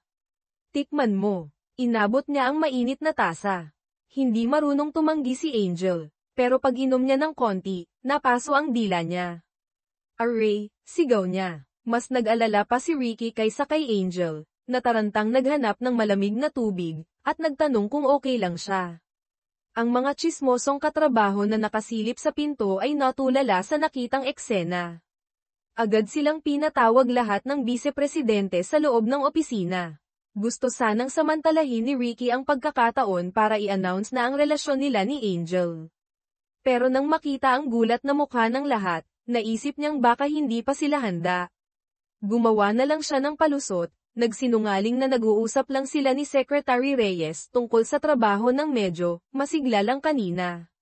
Napilitan din si Angel na magkunwaring walang alam at tumango-tango para makalusot sa mga mapanuring tingin. Para maiwasan ang mga ganitong sitwasyon at hindi mahaluan ang trabaho at personal na buhay, hiniling ni Angel kay Ricky na huwag masyadong maging showy sa opisina, lalo na sa ngayon. Ang mga masakit at praktikal na salitang iyon ay nakasakit sa romantikong puso at ego ni Ricky. Kaya, ang bagong magjowa ay nagkaroon ng unang silent war. Pagkatapos ng isang buong araw na pagkukunwaring hindi sila apektado sa opisina, kinagabihan, gumawa ng sorpresa si Ricky sa harap ng bahay ni Angel. Hindi siya nagdala ng bulaklak o mamahaling regalo, kundi isang mainit na order ng paborito niyang crispy pata mula sa isang kilalang kainan. Pagbukas ni Angel ng pinto at nakita ang paborito niyang pagkain, sobrang natuwa siya, naramdaman niyang napaka-thoughtful ni Ricky. Nawala lahat ng tampo niya. "Namiss kita," mahina niyang sabi. Ang simpleng salitang iyon ay nagpasaya ng gusto kay Ricky, kinalimutan niya na lahat ng nakakainis na sinabi ni Angel kanina. Bigla, dumating ang dalawang ate ni Angel, Ate Lorna at Ate Josie, nang walang paabi. Nagulat si Angel, at mabilis na itinulak si Ricky sa loob ng aparador, bago tumakbo para pagbuksan ang mga ate niya. Ayaw ng mga ate ni Angel kay Ricky dahil sa mga kwento ni Angel, dati, na masungit ito at mapang-abuso. Nang makita nilang ngayon palang maghahapunan si Angel, kahit may dala ng pagkain si Ricky, sinabihan na naman nila si Ricky na masamang boss, laging inaalila ang empleyado, at pinayuhan si Angel na mag-resign na. Si Ricky, na nasa loob ng madilim na aparador, ay naiinis at walang magawa habang naririnig ang sariling sinisiraan. Nang makaalis lang ang mga ate niya saka nakalabas si Ricky. Nagreklamo siya ng kaunti kay Angel dahil sa nangyari. Samantala, hindi pa rin sumusuko si Miguel kay Angel. Palagi niyang ginagamit ang nakaraan, ang kidnapping, para makipagkita kay Angel, nagdadahilang kailangan niya ng karamay, tapos ay magsasalita na naman ng patagilid tungkol kay Ricky para sirain sila. Dito, naging matatag si Angel. Sinabi niyang naniniwala siya kay Ricky at hindi niya matatanggap ang pag-ibig ni Miguel dahil may mahal na siyang iba. Sakto namang dumating si Ricky sa coffee shop para sunduin si Angel. Narinig niya ang malinaw at puno ng tiwalang mga salita ni Angel. Sumaya ang puso niya na parang namumulaklak. Lumapit siya, hinawakan ang kamay ni Angel, nginitian si Miguel, at inalis na si Angel doon. Habang naglalakad sila, hindi siya tumigil sa pagsasabi ng matatamis na salita at pang-aasar, na lalong nagpatibay sa relasyon nila. Makalipas ang ilang araw, gumawa ng hindi inaasahan si Angel, Pumunta siya sa mansyon ng mga De Leon para kausapin ang nanay ni Ricky nang walang paabi. Ayon sa mga eksena sa teleserye, dapat ay may lalabas na tseke at sasabihing layuan ang anak niya. Pero may ganito bang intensyon si Angel? Syempre wala. Gusto lang niyang tanungin ng masinsinan ang nanay ni Ricky kung bakit laging magkaaway ang magkapatid na De Leon. Ano ba talaga ang nangyari noong bata pa sila? Mukhang ayaw nang ungkatin ng nanay ni Ricky ang masakit na nakaraan. Nang paalis na si Angel, biglang napansin niya ang dalawang lumang litrato sa ibabaw ng piano. Litrato ito ni na Ricky at Miguel noong mga bata pa sila. Nagkataon namang nandoon din si Miguel. Nagtanong si Angel kay Miguel kung alin sa dalawang bata ang siya. Itinuro ni Miguel ang batang hindi masyadong gwapo at mukhang mahiyain. Natigilan si Angel, dahil tandang-tanda niya, ang opa na nakilala niya at nagprotekta sa kanya sa madilim na bodega noon ay ang isa pang bata sa litrato, ang batang mukhang listo, medyo sutil, pero matapang. Ibig sabihin, ang kasama niya noon at nagligtas sa kanya ay si Ricky, hindi si Miguel. Naintindihan niyang may malalim na dahilan, isang sikreto ng pamilya, kaya itinatago nila ang katotohanan, at posibleng nagsinungaling si Miguel o nag-ulo ang alaala nito. Nagpa siya si Angel na huwag nang halongkatin pa ito. Ang importante ay alam na niya kung sino talaga ang hinahanap niya. Gusto lang niyang mamuhay ng mapayapa kasama si Ricky. Pagkatapos noon, lalong naging sweet ang relasyon nila. Madalas tawagin ni Ricky si Angel na Angel ko, at minsan naman ay tinatawag ni Angel si Ricky na mahal, o opa, na gustong-gusto marinig ni Ricky. Ang mga tawagang ito ay nagpapakilig kay Ricky ng sobra. Pero, gaya ng sabi nila, walang perpekto, at ang mga magkasintahan ay may mga pagsubok. Dahil sa sobrang pagmamahal at pagiging possessive, nagsimulang pakialaman ni Ricky ang personal na buhay ni Angel, mula sa pananamit hanggang sa mga kaibigan. Naramdaman ni Angel na nasasakal siya, kaya tinanggihan niya ang ilang medyo hindi makatwirang hiling ni Ricky. Nagtampo si Ricky, nagalit at nagdabog paalis. Kinagabihan, nagkita sila sa bahay ni Ricky para magkaayos. Habang nilalagyan ni Angel ng gamot ang peklat sa bukong-bukong ni Ricky, ang peklat mula sa kidnapping, nang makita ito, hindi niya napigil ang maiyak dahil sa awa. Sa sandaling iyon, gusto lang niyang ibigay kay Ricky ang lahat ng pagmamahal at pag-aalaga. Kaya, kapag may pagkakataon, kusa siyang nagpapakita ng pagmamahal kay Ricky sa pamamagitan ng matatamis na salita at mga yakap. Kung ibang tao siguro, mamamatay sa hiya, pero si Ricky ay tuwang-tuwa at gustong-gusto kapag si Angel ang nagiging agresibo sa pagmamahal. Kinabukasan ay weekend. Umuwi si Angel sa probinsya nila sa Batangas kasama ang dalawang ate niya. Si Ricky na naiwan sa Manila ay hindi natiis ang pangungulila kaya sumunod agad siya sa Batangas. Dalawa ang layunin niya. Una, makita si Angel. Pangalawa, suyuin ang dalawang mata-ray niyang, hipag, para mapapayag na para sila sa isa't isa. Kaya pagdating niya, agad siyang nagyabang sa pamilya ni Angel na naghanda na siya ng isang marangyang condo unit sa Punta Fuego bilang regalo. Hindi niya inaasahan, agad siyang tinanggihan ni Ate Lorna.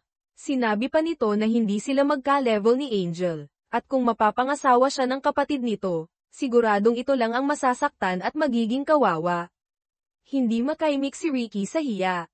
Gusto niyang imbitahan sila sa isang mamahaling restaurant na pina-reserve niya. Pero ayaw na naman ni Ate Lorna, gusto daw nito sa paboritong simpleng kainan sa tabing dagat. Walang nagawa si Ricky kundi makisama at sumama sa tatlong magkakapatid na kumain sa isang maliit na kainan sa tabi ng dagat, sinusubukang umangkop sa simpleng buhay pamilya na puno ng hamon para sa kanya. Si Ate Josie, ang pangalawang ate, ay mas pala kaibigan. Sabi niya ay busog na siya. Pero ang kamay ay walang tigil sa pagkuha ng inihaw na pusit at kinilaw. Nang makita ang medyo nalilitong itsura ni Ricky sa paraan ng pagkain, nagsalita na naman si Ate Lorna, pabiro pero may bahid ng totoo. Ang pagkain ng Boodle Fight, dapat ganito. Ay, pero hindi mo maiintindihan yan, hindi tayo magka-level.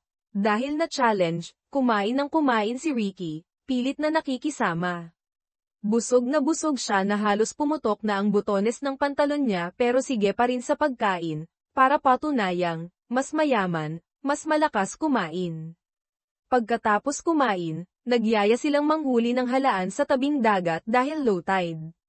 Hinubad ni Ricky ang mamahaling damit, nagsuot ng simpleng damit pambaybayin, na marahil ay hiram lang. Itinaas niya ang manggas, at masigasig na naghukay kasama ang mga ate. Kahit medyo lampa noong una, dahil sa determinasyong makuha ang loob nila, mas marami pa siyang nahuli kaysa sa kanila. Kitang-kita ang pagsisikap niya. Si Ate Josie ay tuluyan ng bumilib sa kanya. Kahit si Ate Lorna, bagamat may konting reklamo pa rin, sa loob-loob niya ay tila tanggap na niya ang mapapangasawa ng kapatid. Nang makitang medyo hindi comfortable si Ricky dahil sa kabusugan, kinuha pa ni Ate Lorna ang efficacent oil at hinilat ang tiyan nito. Masayang nagsalo-salo ulit sila sa hapunan, marahil ay nilutong halaan. Mas magaan na ang atmosphere, biglang naikwento ni Ate Lorna ang love story ng mga magulang nila. Mahirap lang sila noon, pero laging sinusuportahan ng nanay nila ang rock and roll na pangarap ng tatay nila. Hanggang sa pumanaw ang nanay nila dahil sa sakit, nalungkot ng sobra ang tatay nila kaya nagsimula itong maglakbay sa buong mundo, bihira nang umuwi. Si Angel ay lamaking kulang sa atensyon ng mga magulang, kaya laging hangad ng mga ate niya na makahanap siya ng mabuting lalaki at magkaroon ng masaya at buong pamilya. Nang marinig ito, labis na naawa si Ricky kay Angel. Mas naintindihan niya ang pinagdaanan nito. Nangako siya sa sarili na poprotektahan niya ito at hindi hahayaang masaktan pa.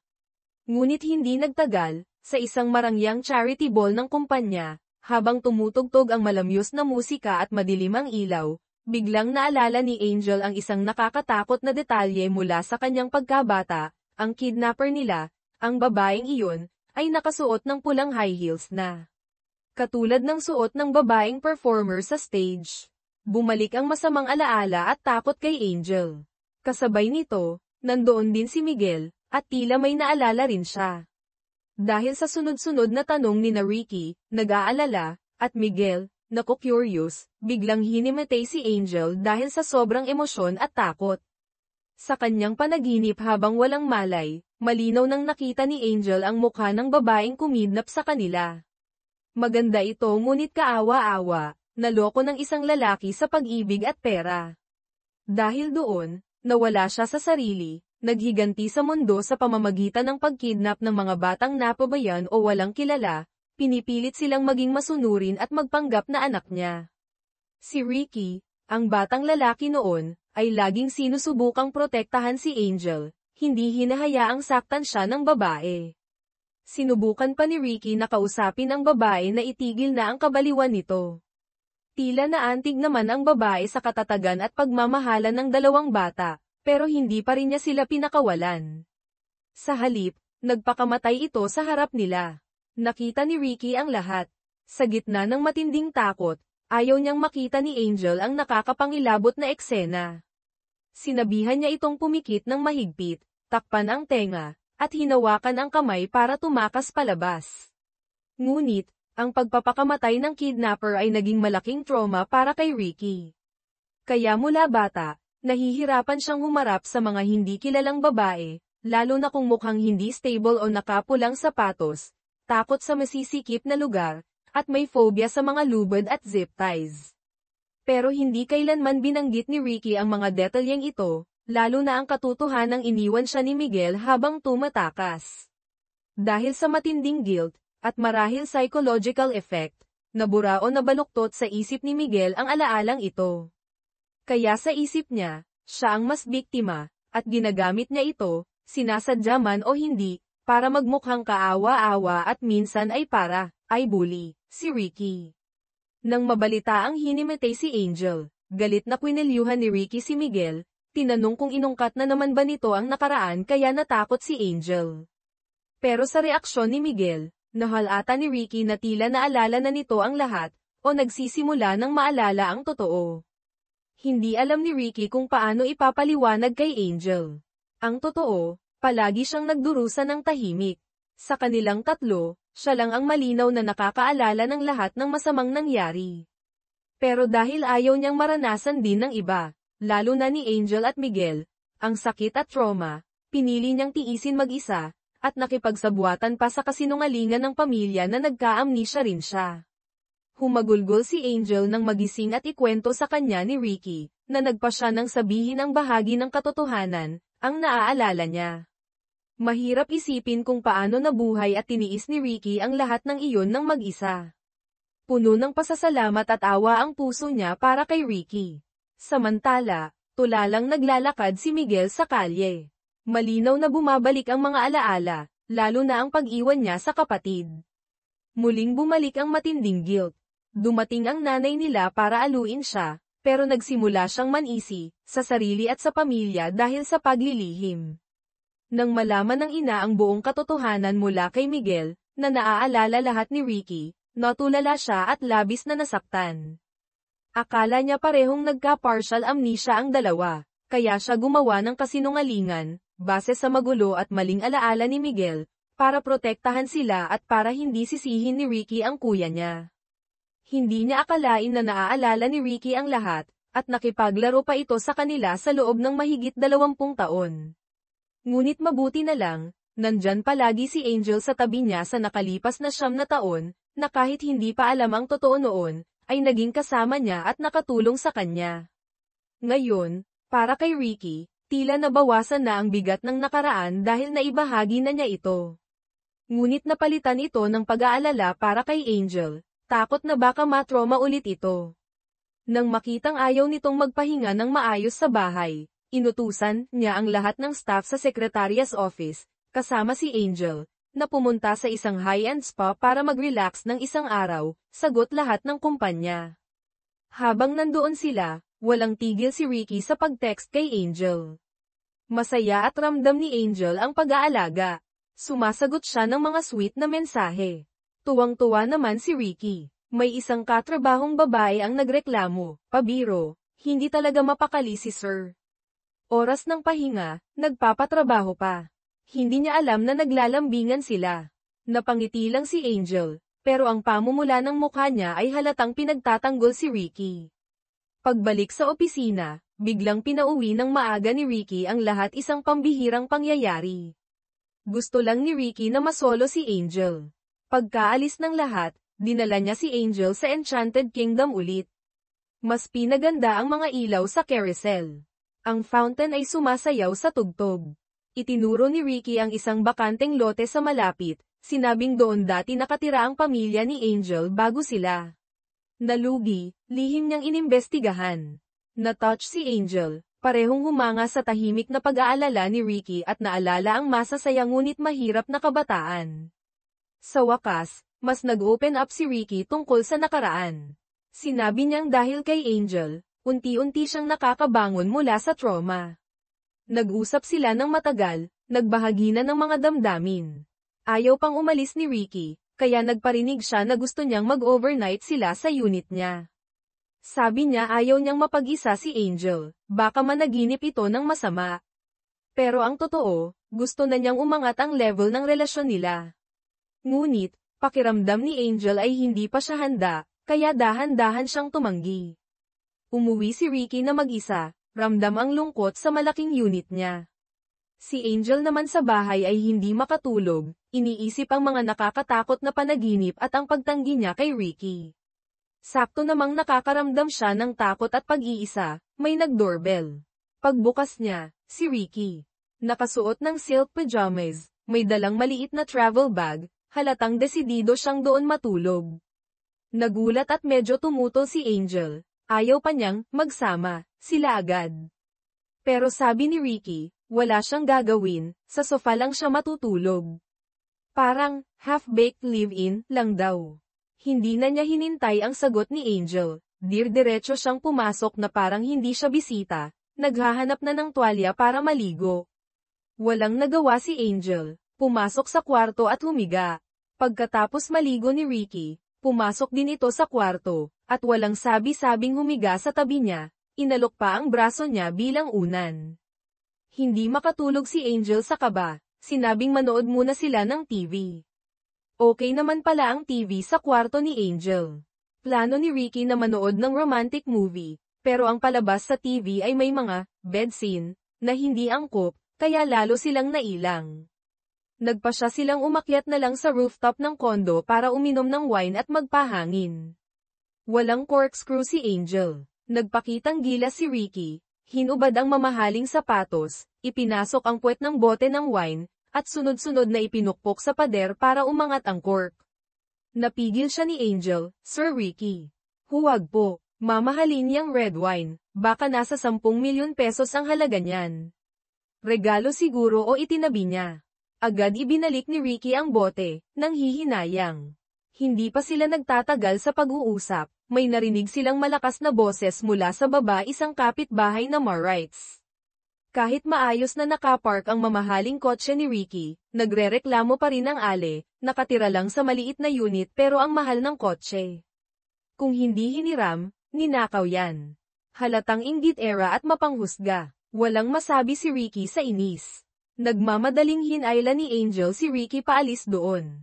Sabi niya, doon na lang sila sa unit ni Ricky tumuloy.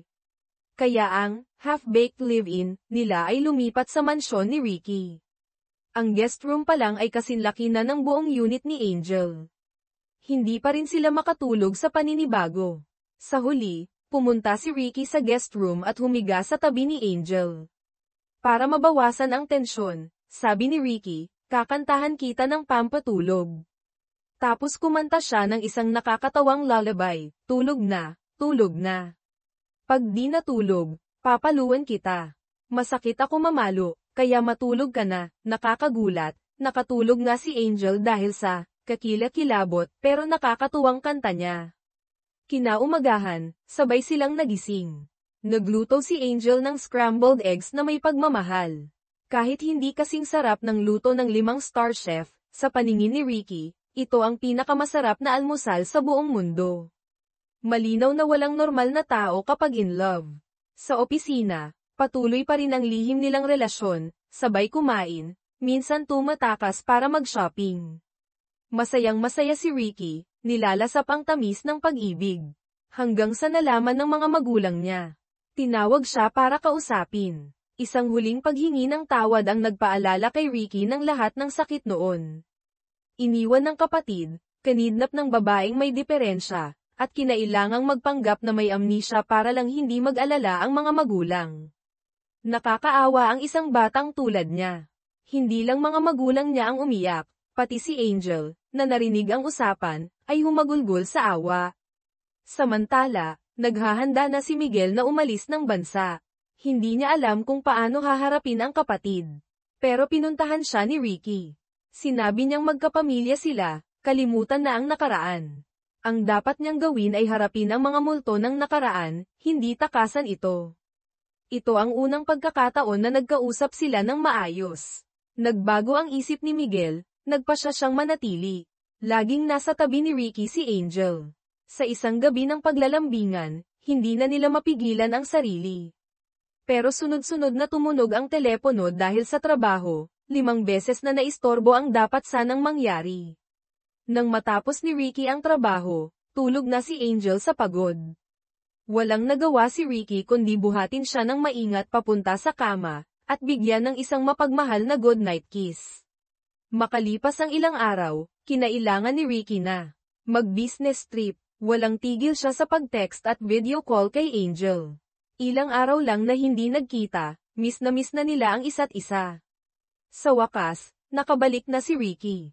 Pero pagdating niya sa lobby ng opisina, nakita niyang nakikipagtawanan si Angel sa ibang mga lalaking katrabaho. Nagselos agad si Ricky. Walang sabi-sabing hinayla niya si Angel at sinumbatan, "Lumipad ako ng 12 oras para makita ka.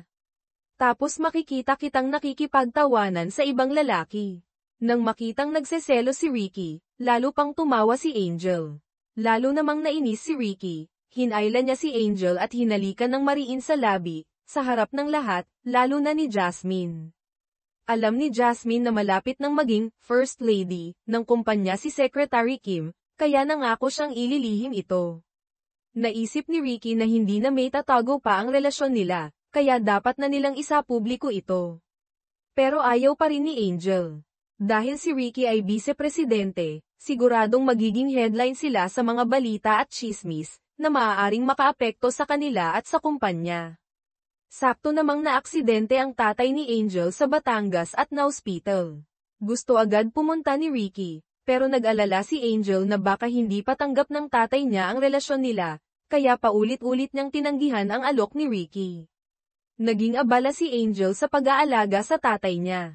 Wala si Angel, wala ring ganang kumain si Ricky. Pinalitan siya ng mga ate niya sa pagbabantay para makapag-date naman si Angel at Ricky. Excited na inimbitahan ni Ricky si Angel sa bahay niya ng gabing iyon. Nadulas si Angel at nasabing, mukhang atet na atet ka yata sa ganoon. Nahalata pala ni Ricky ang nasa isip niya. Nang ikwento niya ito kay Benji, inasar na naman siya, masyado ka kasing atet makaisa. Baka ma-turn off sa'yo si Angel. Nataranta ng husto si Ricky. Kahit perpekto siya sa tingin niya, pagdating kay Angel, para siyang bata na hindi alam kung paano magmahal ng tama. Kaya sinubukan niyang mag-cool off, hindi na inimbita si Angel sa bahay niya. Na-touch si Angel sa pagiging considerate ni Ricky. Kaya nang gabing iyon, siya naman ang kusang pumunta kay Ricky. Sinabi niyang naiintindihan niya ang nararamdaman nito, at ayaw niyang umuwi ngayong gabi. Sa wakas, natupad na ang pangarap ni Ricky. Ang dalawa ay nagmahalan ng husto. Hindi nagtagal, nalaman din ng tatay ni Angel ang tungkol sa relasyon nila.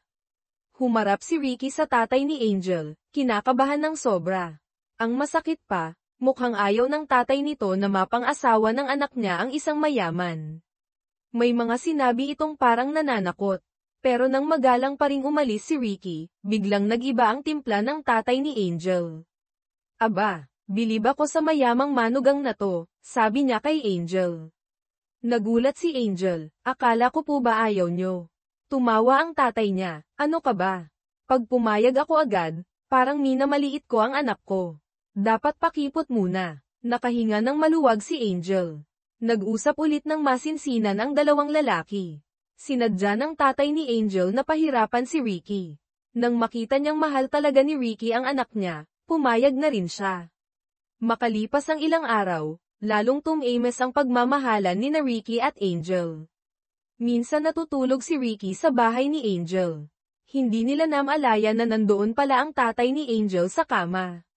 Sakto namang maglalambingan na sila, umubo ng malakas ang tatay ni Angel, muntik nang lumundag palabas ang puso ni Ricky sa gulat at hiya. Nang malaman na gusto ng pakasalan ni Ricky ang anak niya, niyaya ng tatay ni Angel si Ricky na mag-inuman. Soljo, o gin bulag, na naman. Hindi sanay si Ricky pero hindi siya makatanggi. Inisang lagok niya ang baso. Makalipas ang isang oras, pareho na silang lasing, gumgewang-gewang, at nagtatawagan ng brother. Nalaman na rin ng mga magulang ni Ricky. Matagal nang gusto ng nanay niya si Angel para kay Ricky. Natuwa siya ng husto. Tinawag niya si Ricky para kumpirmahin at ibigay ang basbas nila. Dahil suportado na ng lahat, naghanda agad si Ricky ng isang bonggang proposal. Gabi iyon, nag-ayos si Angel ng maganda at pumunta sa bahay ni Ricky. Sinalubong siya ng daan na puno ng kandila at rosas. Kahit medyo nagulat, pumasok pa rin siya. May mga nakasulat na, "Dito ka dumaan, mahal ko," may tumutugtog na piano, at may isang sinserong pagtatapat mula kay Ricky. "Angel, pakasal na tayo. Pangako, mamahalin kita habang buhay." Naiyak si Angel sa tuwa.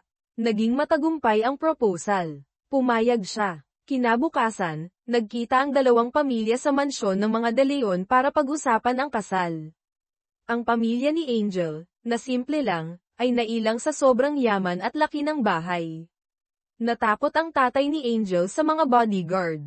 Pati si Ate Lorna ay kinabahan, nawala ang pagiging mataray. Naging magalang sila kay Ricky. Oras na ng hapunan. May steak at mamahaling alak. Hindi sanay ang pamilya ni Angel. Pero para hindi mapahiya ang anak, nakipagkwentuhan ang tatay ni Angel sa mga magulang ni Ricky. Nakita ni Angel ang pagkailang ng pamilya niya, nalungkot siya.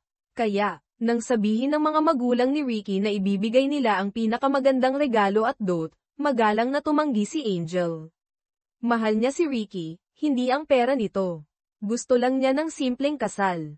Natuwa ang mga magulang nila sa sinabi niya. Nagpasya silang bilisan ang pag-aayos ng kasal. Araw ng kasal. Kahit sinasabi ni Ricky kay Angel na huwag kabahan, siya pala ang nanginginig sa kaba. Biro ni Angel, parang ikaw yata ang kinakabahan. Sagot ni Ricky, ano ka ba? Bilyon-bilyong kontrata pinipirmahan ko, hindi ako kinakabahan. Pero nanginginig ang tuhod niya. Napatawa si Angel at pinainom siya ng pampakalma. Dumating din ang dating rumored girlfriend ni Ricky, si Chloe. Galit na galit ito. Sinadyang magsuot ng puting bestida para agawin ang eksena. Pero bago pa dumating si Angel, natapunan siya ng red wine ng isang waiter. Sira ang plano niyang mangagaw ng atensyon. Nagsimula ang kasal. Napakaganda ni Angel sa kanyang wedding gown, at si Ricky ay napakakisig, at kalmado na. Lahat ng bisita ay pumapalakpak at bumabati. Puno ng paghanga ang mga mata nila. Sa wakas, pagkatapos ng lahat, magkahawak kamay na haharapin ni na Ricky at Angel ang habang buhay.